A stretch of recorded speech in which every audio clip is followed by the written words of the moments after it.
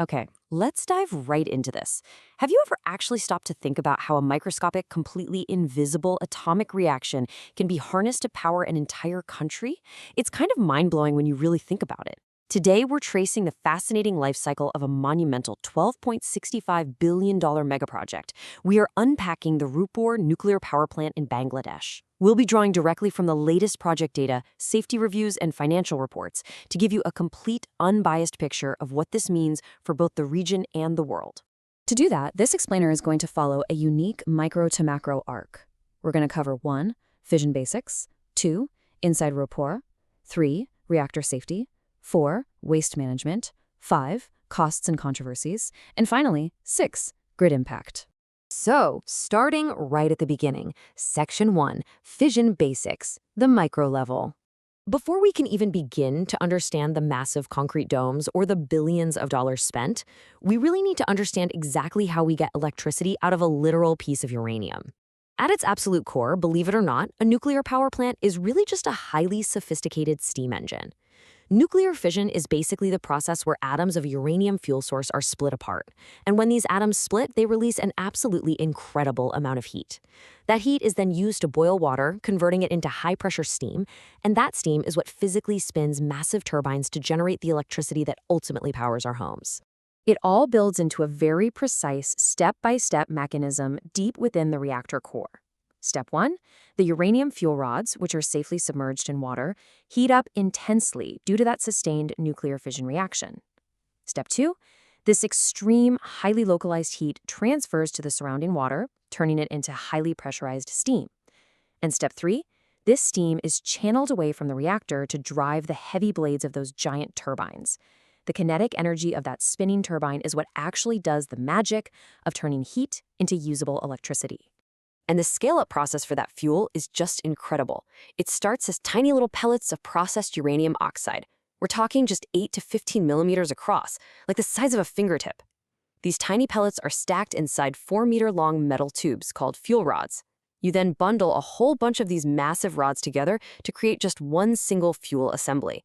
Finally, 163 of these assemblies are carefully loaded into a single reactor core for an 18-month fuel cycle. 312. That is the sheer number of highly active fuel rods packed into just one of those 163 assemblies. It really emphasizes the unbelievable density of this energy source. You've literally got thousands of these rods working in tandem in a highly pressurized, completely enclosed space just to boil that water. Okay, let's zoom out a bit. Section 2, the Rooppur power plant, the meso level. So, stepping out to the meso level, we find the specific mega facility actually utilizing this incredible physics. Located right on the banks of the Padma River in the Pabna district of Bangladesh, this sprawling plant features 2 Generation 3+ VVER-1200 reactors designed and supplied by Russia's Rosatom. Now, these aren't your grandparents' reactors. They're highly evolutionary designs that comply with the strictest post-Fukushima international safety requirements. This is a major leap forward for Bangladesh's technological infrastructure. But getting this project off the ground, well, that has been a multi-decade saga. The idea was actually first conceived way back in 1961. It wasn't until 2011 that a formal intergovernmental agreement was actually signed with Russia. Construction on Unit 1 finally kicked off in 2017, and the crucial milestone, fuel loading, is currently slated to begin in April 2026. That's the big moment the plant officially transitions from being just a construction site into its active commissioning phase. Which brings us to Section 3, Advanced Reactor Safety Features. Now, what's really interesting about this next part is how all this immense heat and radioactive material is actually kept safe. The VVER-1200 reactor building features a massive double containment structure. This isn't just a basic concrete building, it is a multi-layered fortress. It's explicitly designed to keep radiation locked inside during a catastrophic failure, while also protecting the reactor core from extreme external events, things like a direct aircraft crash or a massive earthquake. And inside that containment shell, there are multiple totally redundant systems. You have a passive heat removal system, or PHRS, which cleverly uses atmospheric air to cool the reactor indefinitely, even if the plant loses every ounce of AC electrical power. There are large hydroaccumulator tanks totally filled with boric acid, just waiting to flood the core and stop the nuclear reaction if needed. You've got passive autocatalytic recombiners to suck up hydrogen gas and prevent explosions. And in the absolute worst-case scenario of a complete meltdown, there is a literal core catcher installed beneath the reactor, designed to physically catch and cool the molten core materials. Section 4. Managing radioactive waste. Of course, despite all these cutting-edge safety systems, the fission process produces an inevitable, highly dangerous byproduct, radioactive waste. But here's where it gets interesting. According to a vital bilateral agreement, Russia is actually going to repatriate, meaning take back, all of the highly radioactive spent nuclear fuel. That amounts to about 50 to 60 tons of the most dangerous material every single year. For a country embarking on its very first nuclear project, offloading this kind of long-term liability is an absolutely massive strategic win. However, it's not totally out of sight, out of mind. While the worst of the waste goes back to Russia, the lower-level waste remains a very real domestic challenge. The plant is still going to generate low and intermediate-level waste that stays right there in Bangladesh. And as our sources highlight, there are some pretty critical gaps that need addressing right now. Primarily, there is an immediate need to establish formalized, permanent disposal repositories in the country, along with a necessity to secure capitalized financial funds to safely manage all this waste for decades to come. Let's zoom out again. Section 5. Costs and political controversies. The macro level. You know, a project of this sheer magnitude just doesn't exist in a vacuum. It sits right in the middle of a very complex socioeconomic landscape.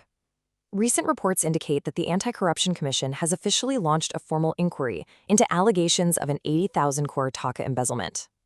This inquiry is linked to the former prime minister and her family members regarding the Rooppur project. Now, Russian contractor Rosatom has previously fully refuted any allegations of embezzlement on their end, but the domestic investigation is highly active and ongoing. And the financial realities here are pretty staggering. The estimated total cost of the project is a whopping $12.65 billion.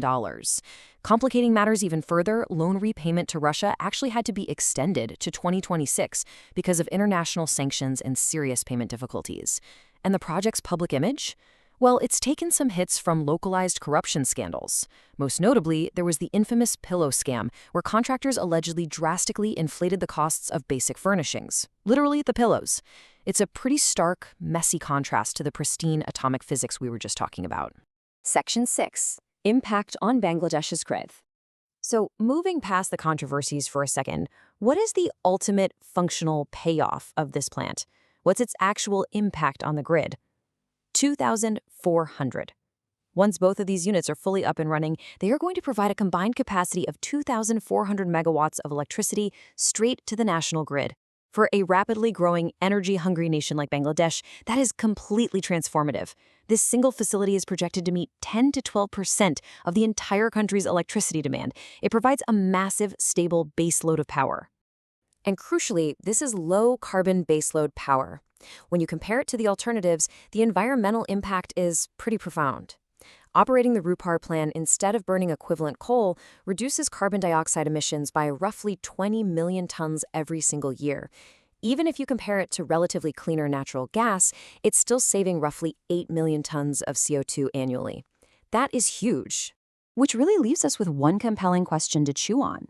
We've traced this unbelievable journey from a tiny uranium pellet heating water into steam, straight through the complex safety mechanisms of a Generation 3+ reactor, all the way up to a massive reduction in national carbon emissions.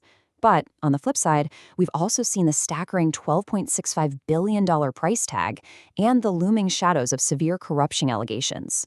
So, as this megaproject finally nears completion, we have to ask ourselves, do the monumental leaps in clean energy and engineering outweigh the billions in debt and political scandal?